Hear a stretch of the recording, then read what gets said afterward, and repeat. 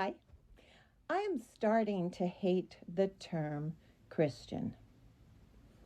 It has begun to stand for a lot of things that I loathe, such as bigotry, racism, homophobia, women's rights deniers, climate deniers, evolution deniers, election deniers, COVID deniers, kids in cages, that seems okay, the Second Amendment fanatics, hate for your fellow men if they are not exactly like you.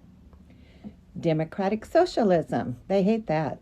While at the same time holding out their hands for their Social Security check, their Medicare, their disability checks, Medicaid, children's health insurance programs, school programs, food assistance programs, and public housing.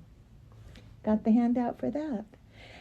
They also hate the coastal elite Democratic states such as Maryland, Massachusetts, Rhode Island, California, Hawaii, Connecticut, Washington. How many times have we heard how we are, those of us who live in those states, that we are just,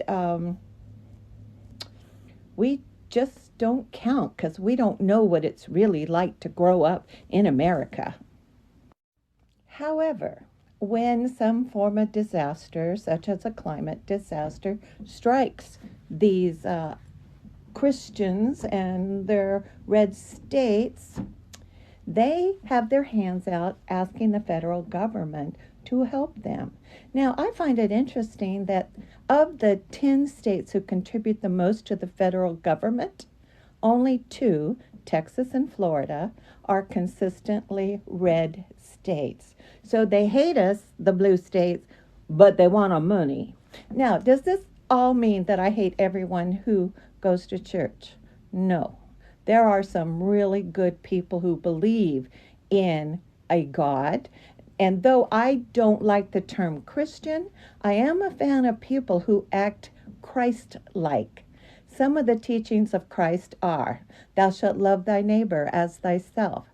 Live by the golden rule. Therefore, all things whatsoever ye would that men do unto you, do unto them.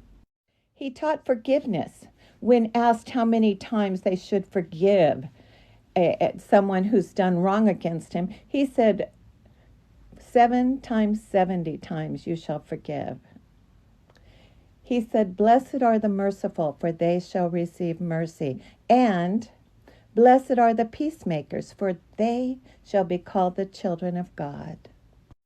Though I am not a Christian, and Lord knows I fail often, I strive to act in a Christ-like manner because he taught us to live in peace with others and to have compassion for others.